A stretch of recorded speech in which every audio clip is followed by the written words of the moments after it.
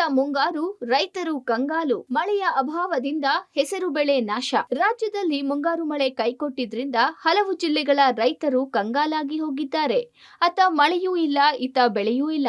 ಬದುಕು ನಡೆಸುವುದು ಹೇಗೆ ಎಂಬುದೇ ರೈತರ ಅಳಲಾಗಿದೆ. ಇನ್ನು ಗದಗ ಜಿಲ್ಲೆಯಲ್ಲಿ ಮಳೆ ಅಭಾವದಿಂದ ಹೆಸರು ಬೆಳೆಗೆ ಉಸಿರು ಇಲ್ಲದಂತಾಗಿದೆ.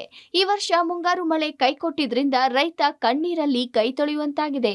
ಕಳೆದ ವರ್ಷ ಅತಿವೃಷ್ಟಿಯಿಂದ ಬೆಳೆಗಳು ಹಾಳಾಗಿದ್ರೆ ಈ ವರ್ಷ ಅನಾವೃಷ್ಟಿಯಿಂದ ಗದಗ ಜಿಲ್ಲೆಯಲ್ಲಿ ಹೇಳೋಕೆ ಹೆಸರಿಲ್ಲದಂತಾಗಿದೆ ಹೆಸರು ಬೆಳೆ ಪರಿಸ್ಥಿತಿ. ಗದಗ ಜಿಲ್ಲೆಯ ಗದಗ್ನವರು ನಾವು ರೈತರು. ಈ ಗದಗ ಜಿಲ್ಲೆಯ ರೈತರ ಭೂಮಿ ಬಹುಶಃ ಈಗ ಮೊನ್ನೆ ನಾವು ರೋಣಿ ಮಳೆ ಆದಾಗ ಎಲ್ಲ ಸಂಪೂರ್ಣ ಹೆಸರನ್ನ ಬಿತ್ತನೆ ಮಾಡಿವಿ.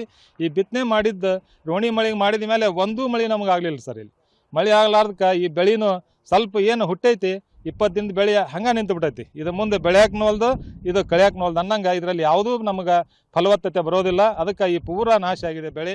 ಈ ಹೆಸರು ಬಿತ್ತೀವಿ ಸರ್, ಹೆಸರು ಬಿತ್ತಿ ಹೆಸರು ಯಾವುದೂ ನಮಗೆ ಕೈ ಎಟ್ಟಗಂತ ಆಗೈತಿ. ಅದಕ್ಕೆ ಹಿಂದಿನ ವರ್ಷವೂ ನಾವು ಬೆಳೆ ಬಂದಾಗ ಆ ಬೆಳೆ ಎಲ್ಲ ಮಳೆ ಆಗಿ ನಾಶ ಆಯ್ತು. ಈ ಸಲ ಮಳೆ ಇಲ್ದ ನಾಶ ಆಗಿವಿ. ರೈತಗೆ ಭಾಳಷ್ಟು ಸಂಕಷ್ಟ ಐತಿ. ಯಾಕಂದ್ರೆ ಒಂದು ಎಕರೆಗೆ 15ರಿಂದ 20 ಸಾವಿರ 30 ಸಾವಿರವರೆಗೆ ನಾವು ಖರ್ಚು ಮಾಡಿ ಗೊಬ್ಬರ, ಬೀಜ, ಆಳು ಹೋಳು ಅಂಥೇಳಿ ನಾವು ಮಾಡ್ಕೊಂಡು ಏನೋ ಆಶಯಕ್ಕೆ ನಾವು ಇದನ್ನು ಮಾಡ್ಕೊಂಡ್ವಿ. ಆದರೆ ಇವತ್ತು ನಮಗೆ ಯಾವುದೇ ರೀತಿಯಿಂದ ಒಂದು ಫಲ ಬರುವಂಥ ಒಂದು ಯಾವುದೂ ನಮಗೆ ಅವಕಾಶ ಇಲ್ಲ. ಬೆಳೆಗಳಿಗೆ ಒಕ್ಕರಿಸಿದ ಹಳದಿ ರೋಗ. ಧಾರವಾಡದಲ್ಲಿ ಉದ್ದು, ಸೋಯಾಬೀನ್ ನಾಶ. ಇತ್ತ ಧಾರವಾಡ ಜಿಲ್ಲೆಗೆ ಮಲೆನಾಡು ಪ್ರದೇಶ ಎಂದು ಕರೆಯಲಾಗುತ್ತೆ. ಪ್ರತಿ ವರ್ಷ ಈ ಜಿಲ್ಲೆಗೆ ಮಳೆಯ ಅಭಾವ ಇರಲ್ಲ. ಆದರೆ ಈ ವರ್ಷ ಮಳೆಯ ಅಭಾವ ಇರುವ ಕಾರಣ ರೈತರು ಮೊದಲೇ ಚಿಂತೆಯಲ್ಲಿದ್ದಾರೆ. ಹೆಸರು, ಉದ್ದಿನ ಬೇಳೆ, ಸೋಯಾಬೀನ್ ಸೇರಿ ಹಲವು ಬೆಳೆ ಬೆಳೆದಿದ್ದು ಇದೀಗ ಹಳದಿ ರೋಗ ಬಂದಿದೆ. ಹೆಸರು ಕೈಗೆ ಬರುವ ಸ್ಥಿತಿಯಲ್ಲಿ ಇತ್ತು. ಇದೇ ಸಮಯಕ್ಕೆ ಹಳದಿ ರೋಗ ಬಂದಿದ್ರಿಂದ ರೈತರು ಚಿಂತೆಗೆ ಒಳಗಾಗಿದ್ದಾರೆ. ಸರ ಅದಕ್ಕಂತೂ ಔಷಧ ಅಂತೂ ಸರ ಹೊಡಿತೀವಿ ಸರ. ಔಷಧ ಹೊಡೆದಂತೂ ಅದಕ್ಕೆ ಹಳದಿ ರೋಗಕ್ಕಂತ ಸರ ಅದಕ್ಕೆ ಯಾವ್ದು ಔಷಧ ನಾಟೋದು ಸರ ನಾಟೋದಿಲ್ಲ ಸರ. ಹಳದಿ ರೋಗ ಬಂತು ಸರ ನಾವು ಬಿಟ್ಟಿವಂದ್ರೆ ಇದೊಂದು ಸುಂಕು ರೋಗ ಇದ್ದಂಗೆ ಸರ. ನಾವು ಏನು ಮಾಡಿದ್ರು ಸರ ಅದು ರೋಗ ಹೋಗೋದಿಲ್ಲ. ಆಮೇಲೆ ಸರ ಅದೇನಾಕತಿ ಅಂದ್ರೆ ಅದು ಕಾಯಿ ಹಾಕತ್ತೆ ಸರ, ಅದು ಉದ್ದ ಆಗೋಲ್ರಿ, ಡೊಂಕ್ ಆಗ್ಬಿಡತ್ತೆ ರೀ. ಡೊಂಕ್ ಆಯ್ತು ಅಂದ್ರೆ ಸರ್ ಅದು ಇಳುವರಿ ಬರೋದಿಲ್ಲ ರೀ. ಇಳುವರಿ ಭಾಳ ಕಡಿಮೆ ಆಕತ್ರಿ ರೀ. ಅದು ಬೀಜನೂ ಸಣ್ಣ ಆಕತ್ರಿ, ತುಂಬ ಬರೋದು ಸರ. ಅದಕ್ಕೆ ಒಂದು ರೋಗ ಸರ್, ಅದು ಏನಾದರೂ ಅದು ಕಂಟ್ರೋಲ್ ಆಗೋದು ಸರ. ಹಿಂಗಾಗಿ ಸರ್ ಅದೊಂದು ರೈತರಿಗೆ ಒಂದು ಭಾಳ ಅನ್ಯಾಯ ಆಗತ್ತೆ ರೀ, ಭಾಳ ಹುಸನ ಆಗತ್ತೆ ರೀ. ಅದಕ್ಕೆ ಏನು ಮಾಡಿದ್ರು ಅದಕ್ಕೆ ಔಷಧವನ್ನು ಯಾವುದು ಪ್ರಯೋಜನ ಆಗೋದಿಲ್ಲ ರೀ. ಅದಕ್ಕೆ ಅದೊಂದು ಏನಾರ ಮಾಡಿ ನಮಗೆ ಗೌರ್ಮೆಂಟಿಂದ ಅದಕ್ಕೆ ನಮಗೆ ಪರಿಹಾರ ಅನ್ನೋದು ಕೊಟ್ಟರೆ ನಮಗೆ ರೈತರಿಗೆ ಭಾಳ ಅನುಕೂಲ ಆಗ್ತದೆ ಸರ್. ಮಳೆ ಇಲ್ಲ ರೀ, ಮಳೆ ಸರ ಬಿತ್ತು ಟೈಮ್ದಾಗ ಸ್ವಲ್ಪ ಮಳೆ ಸರ. ಆ ಟೈಮ್ದಾಗ ನಾವು ಬಿತ್ತನೆ ಮಾಡಿದ್ವಿ.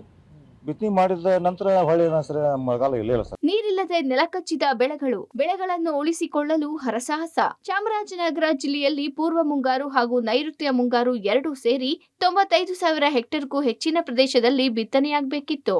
ಆದರೆ ಅಸಮರ್ಪಕ ಮಳೆ ಪರಿಣಾಮ ಬಿತ್ತನೆಯಾಗಿದ್ದು 21,000 ಹೆಕ್ಟೇರ್ ಮಾತ್ರ. ಸೂರ್ಯಕಾಂತಿ, ಜೋಳ, ಹತ್ತಿ, ಉದ್ದು, ಹೆಸರು, ಅಲಸುಂಡೆ ಬೆಳೆಗಳು ಇದೀಗ ಸಂಪೂರ್ಣವಾಗಿ ಒಣಗಿ ಹೋಗಿದ್ದು ರೈತರನ್ನು ಚಿಂತೆಗೀಡು ಮಾಡಿದೆ. ಕೃಷಿ ಪಂಪ್ಸೆಟ್ಗಳನ್ನು ಅವಲಂಬಿಸಿ ಜಿಲ್ಲೆಯ ಗುಂಡ್ಲುಪೇಟೆ ಮತ್ತು ಹನೂರು ತಾಲೂಕುಗಳಲ್ಲಿ ರೈತರು ಸುಮಾರು 2,000 ಹೆಕ್ಟೇರ್ ಪ್ರದೇಶಗಳಲ್ಲಿ ಬೆಳ್ಳುಳ್ಳಿ ಬಿತ್ತನೆ ಮಾಡಿದ್ರು. ಆದರೆ ಮಳೆ ಕೈಕೊಟ್ಟು ಅಂತರ್ಜಲ ಕುಸಿದ ಪರಿಣಾಮ ಕೊಳವೆ ಬಾವಿಗಳು ಬತ್ತಿ ಹೋಗಿವೆ.